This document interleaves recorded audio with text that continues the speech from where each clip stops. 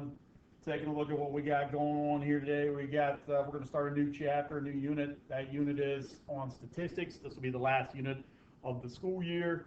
We're going to kick things off today with sampling. Sampling chapter has many different sections there, 7 to be exact. We likely are going to skip the problem-solving piece. So we're looking at 6 sections. 3 through 5 really talks about the various types of sampling. We take a look at section 2, you're going to need a calculator there because we're going to be setting up some proportions potentially. And then today's lesson on 14.1 is about populations and samples. And so we're going to talk to you a little bit about what the difference between those things are. Take a look at part 1 to open things up with.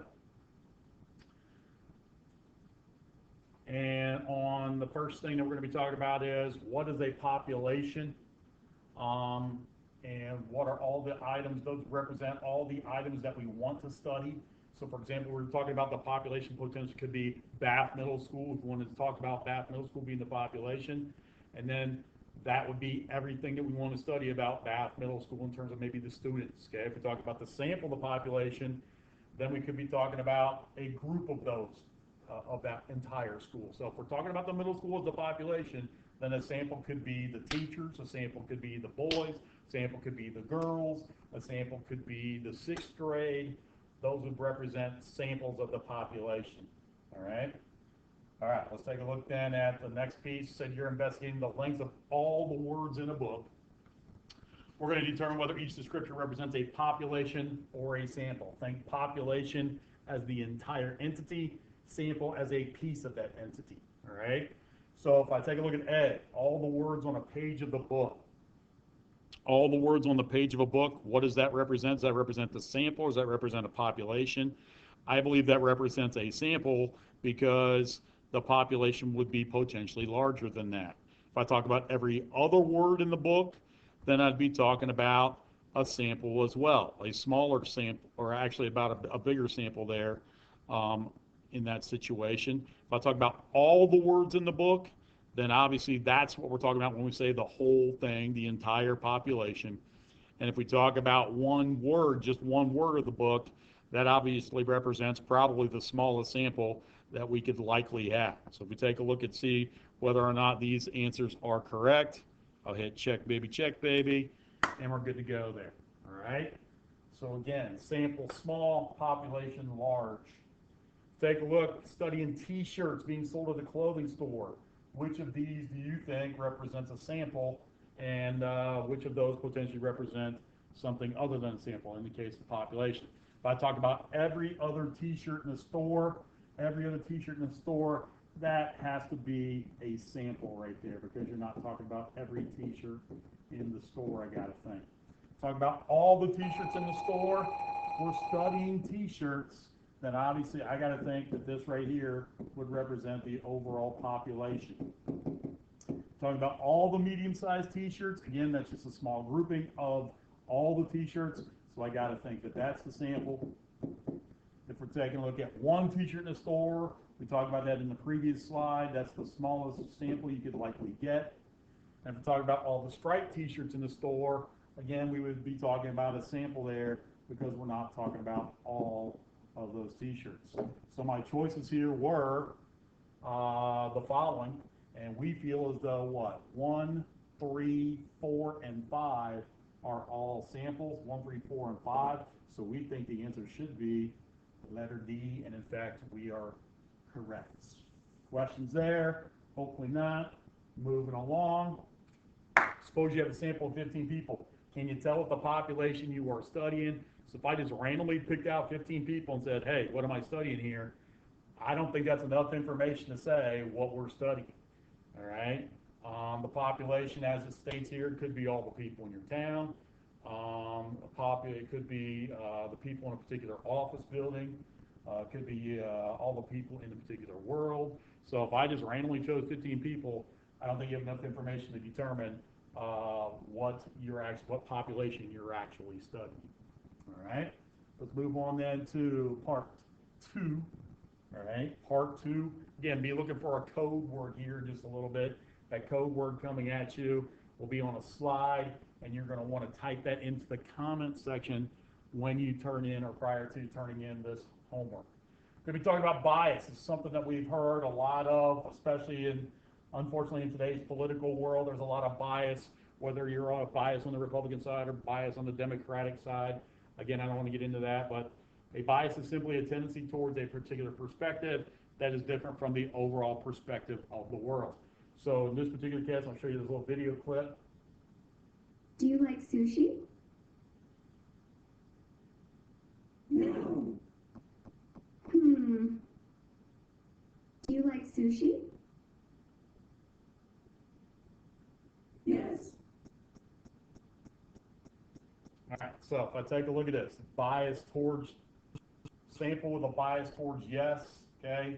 These people right here circled said yes. Bias towards no.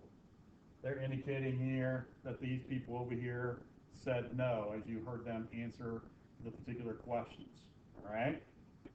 Let's move on. If I take a look at this, you're going to study people in the U.S. You want to know who spends at least 2 months every year within 200 miles of the ocean, all right? Now again, certainly Mayhew was talking to you about where the oceans are located. This obviously would be the Atlantic over here on this side, and this would be the Pacific over here on this side. Which description do you think is your population? And describe each sample as having bias or not having bias. Justify your reasoning, okay? So if we take a look at the first part, which description is your population? Your population really should be what? All the people in the United States, right? As it states right here. All the people in the United States are the people we're talking about. And then if we take a look at describe each sample as having bias or not, justify your reasoning. Well, obviously, if you live in the middle of the United States, as these purple states do, we would include, that would be Colorado, Iowa, and Kansas. They're in the middle of the United States. There's no possible way that they're going to spend at least 2 months every year within 200 miles of the ocean, typically. Now again, are there some? Certainly, all right? If I take a look at the green states located here and here, and by the way, this is Hawaii supposedly down here. Well, if you live in those 3 states, then in essence, you live easily within 200 miles of the ocean. In the case of Hawaii, you're in the Pacific Ocean. Maine, okay, the Atlantic Ocean is sitting right over in this general area.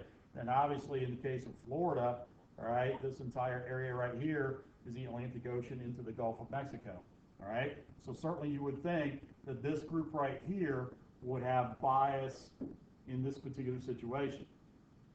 What if I went 100 people from each state? 100 people from each state.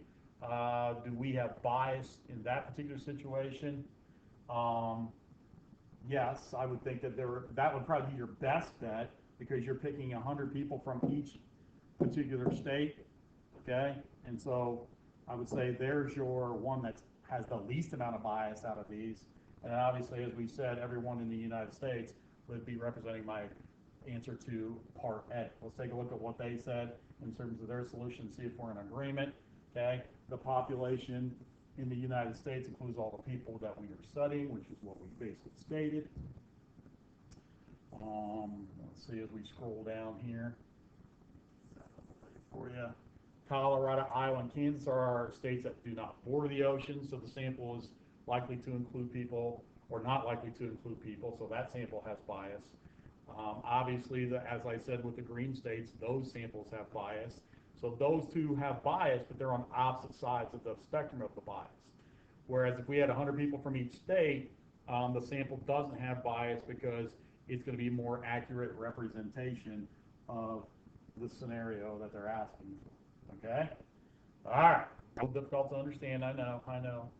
Bear with me here. You're studying the people in the U.S. You want to know who goes sledding each year, which samples are likely to contain some bias. Please justify your reasoning. So again, very similar to what we showed on the last one.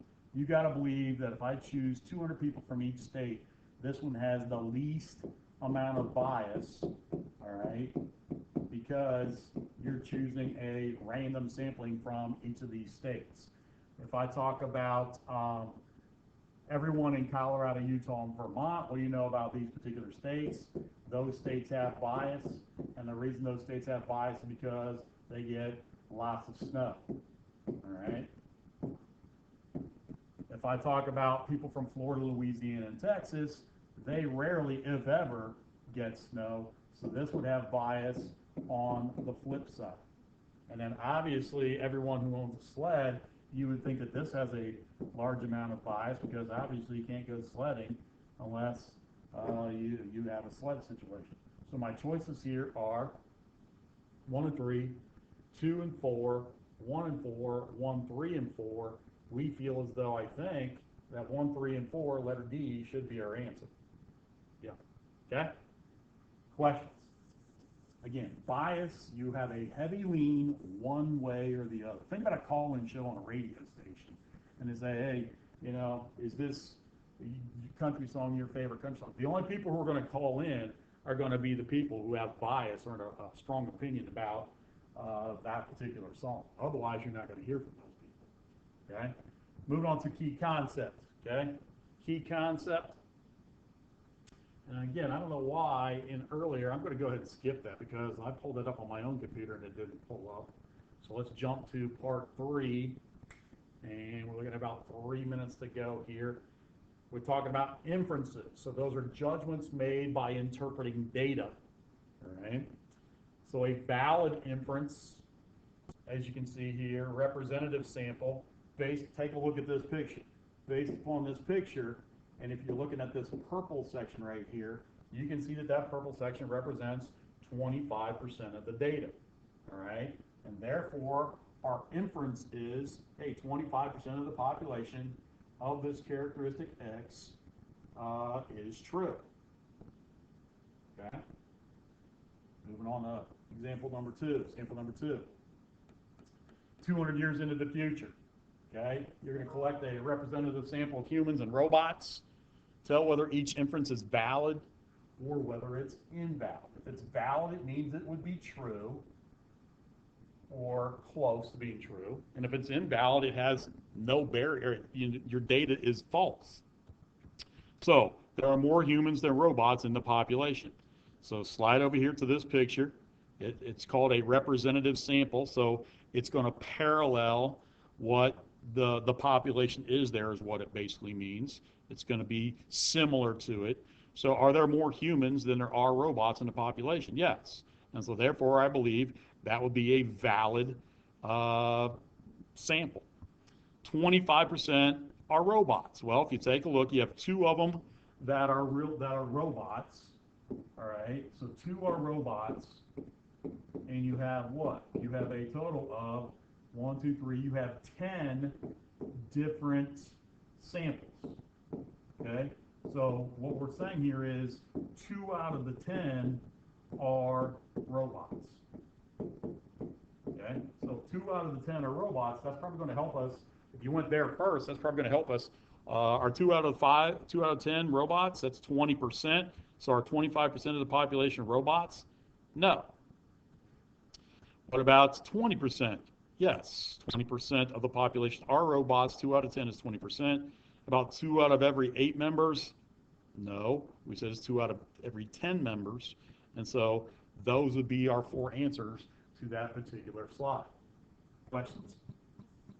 So let's move on to slide 3.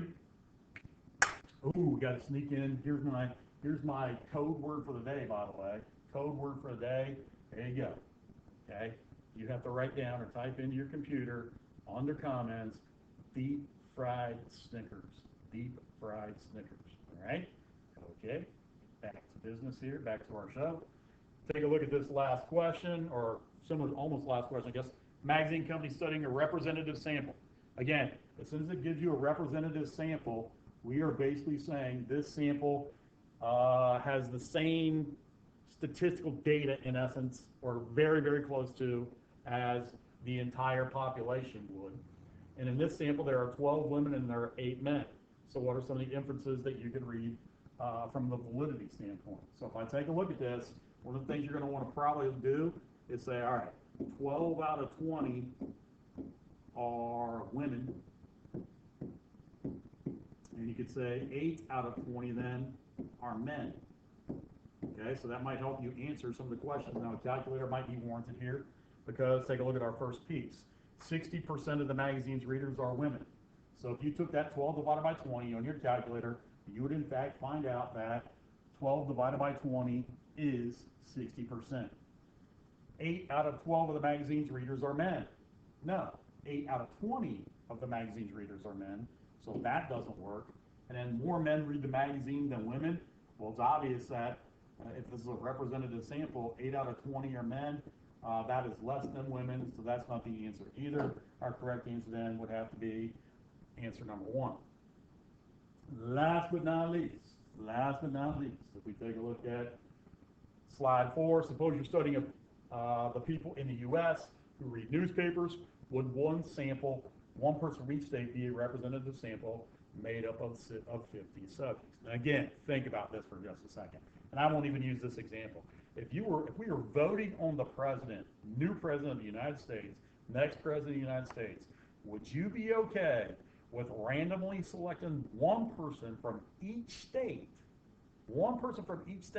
and saying whatever they say, that's what your state is going to cast their ballot for? So if I went to, for example, the state of Washington, and I said, hey, do you guys want Trump or do you want Biden? And so we randomly select a person, and that person says, hey, I want Trump. All right, so Washington, all your delegates go towards Trump. All right? Or if you went down to what? New York, and said, hey, let's go to New York. What do you guys think? Give me one random person. Boom, I pull person number 1,572. What do you think? Are you willing to do that in terms of voting for our next president? I don't think so. And so this goes along with this. It's not a representative sample because, quite frankly, you have too few subjects in the particular sample. All right? May not be any bias there, but the sample that you have chosen is too small. What if I asked a table of 4 people, hey, do you think we should have school uniforms next year? Hey, should we have school uniforms next year? If 3 of those 4 people say, yes, we should have school uniforms next year, are you willing to say, hey, whatever that we get out of those 4 people, that's what we're going to go with? Is that a representative sample, or is that are those number of subjects that we just basically selected too small? And in this case, the answer would be for sure it's too small. All right, guys, have a great day today, and we'll move you along to 14.2. Have a good one.